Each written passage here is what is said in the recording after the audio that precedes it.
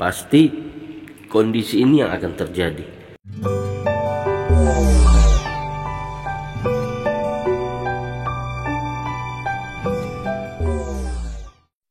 Assalamualaikum warahmatullahi wabarakatuh. Youtuber yang baik hati dan budiman dimanapun anda berada, semoga kalian semua dalam keadaan sehat walafiat dan dimurahkan rezeki. Dan juga saya selalu mendoakan semoga yang sakit cepat disembuhkan, yang kekurangan dicukupkan, dan yang banyak utang segera dilunaskan. Oke teman-teman, fase Fitub saat ini adalah fase menunggu. Yang mana fase menunggu ini adalah fase di mana setiap orang bebas melakukan atau memperlakukan Fitub dengan caranya sendiri. Ada yang membuli, ada yang macam-macam mencaci maki. Ini memang fase-fase yang sangat menentukan teman-teman. Menentukan apa? Menentukan dari member atau Fituber itu sendiri, apakah dia akan bertahan di Fitub ataukah dia akan pergi dari Fitub, ataukah dia terus bergantung dengan Fitub. Jadi teman-teman, silahkan, memang kondisi seperti ini kita tidak bisa menghalang-halangi karena ini memang faktor alam dan hukum alam sudah seperti itu. Bukan hanya kepada Fitub, mungkin juga dengan aplikasi-aplikasi lain, aplikasi bisnis.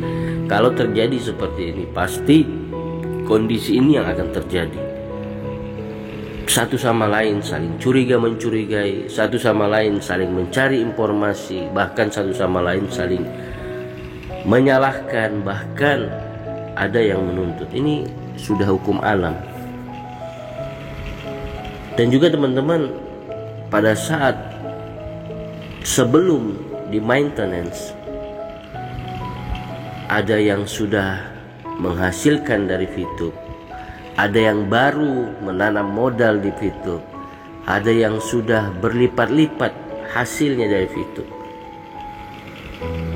ada juga yang sama sekali belum dapat apa-apa dari Fitub, sudah mengeluarkan modal yang begitu besar tetapi belum dapat apa-apa. Dengan kejadian ini kita bisa jadikan pelajaran bahwasanya ini memang sudah ketentuan dari Allah Subhanahu wa taala. Ini bukan sesuatu yang dibuat-buat oleh manusia. Ini bukan sesuatu yang disengaja atau menyengaja. Tapi ini memang sudah takdir dari Allah Subhanahu wa taala.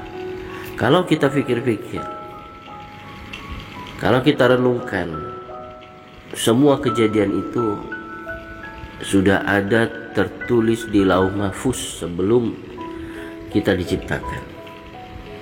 Sehingga apa teman-teman? Kalau kita berpikir seperti ini, kita bisa mungkin sedikit tenang. Sedikit tenang. Kita ambil pikir baiknya saja. Yang pertama, baiknya apa? Pertama, Fitub sudah punya legalitas. Yang kedua, Fitub tidak scam. Yang ketiga, Fitub, kata Pak Wilbert dan kata Pak Sandi, 100% akan kembali on. Ini pikir baiknya. Dan pikir baik yang kedua, tentang orang yang sudah fast track, termasuk saya. Walaupun saya tidak besar fast tracknya, tapi lumayan. Ada bintang 4, ada beberapa paket. Jadi yang pertama yang saya pikirkan adalah rezeki itu tidak akan kemana-mana dan rezeki itu tidak akan tertukar. Inilah keadilannya Allah Subhanahu wa taala. Kalau rezeki itu milik kita, walaupun kemana-mana kita pergi, kita menjauh, kita menghindar, pasti rezeki itu akan datang kepada kita.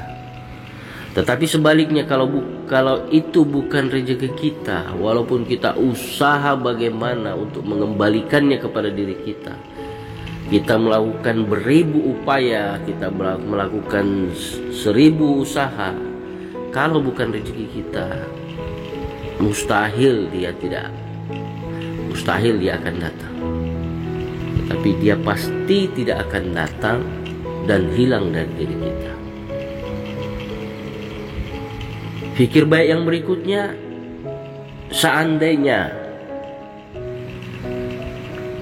duit itu ada, kita sudah tahu, kita bersyukur. Tapi kalau tidak ada, pikir baik, bisa jadi uang yang tidak ada di dalam diri kita yang sudah kita keluarkan itu, bisa jadi kalau dia terus berkumpul atau bersama kita, bisa jadi uang itu membawa kemudaratan bagi kehidupan kita. Bisa jadi uang yang kita pakai fast track itu kalau dia ada bersama kita, dia akan menjadi keburukan dalam kehidupan kita. Bukan hanya keburukan kepada kehidupan di dunia, juga bisa menjadi keburukan kita nanti di kehidupan akhirat. Dan pemikiran yang baik berikutnya, kita datang ke dunia ini tidak membawa apa-apa, dan suatu saat nanti kita kembali kepada Allah Subhanahu wa Ta'ala juga tidak membawa apa-apa. Jadi teman-teman, ini hukum alam. Permasalahan ini permasalahan alam. Ini hukum dari Allah Subhanahu wa Ta'ala. Permasalahan yang datang daripada Allah Subhanahu wa Ta'ala. Kita kembalikan kepada Allah Subhanahu wa Ta'ala, sang pemegang, sang pemilik masalah. Kembalikan kepada Allah Subhanahu wa Ta'ala. Saya tidak ceramah, saya tidak menasihati, saya berbicara untuk diri saya sendiri. Saya berbicara untuk menenangkan hati saya sendiri, karena saya yakini bahwasanya dengan apa yang telah diucapkan oleh Pak Wilbert dengan Pak Sandi, bahwasanya Fitup pasti kembali dan tidak ada bahasa scam di dalam Fitup. Cuma kita perlu kesabaran, perlu kekuatan, perlu kehati-hatian, sehingga masa-masa fase menunggu seperti ini akan sangat-sangat menentukan diri kita sendiri. Kita mau seperti apa. Dan teman-teman, yang paling penting adalah semua itu, kejadian ini, kejadian itu, yang paling penting adalah bagaimana kedekatan kita kepada Allah Subhanahu wa Ta'ala, kedekatan kita kepada Tuhan Sang Pencipta. Itu yang terpenting. Sehingga apabila kita dekat kepada Sang Pencipta, ini akan memudahkan doa-doa kita diterima oleh Allah Subhanahu wa Ta'ala.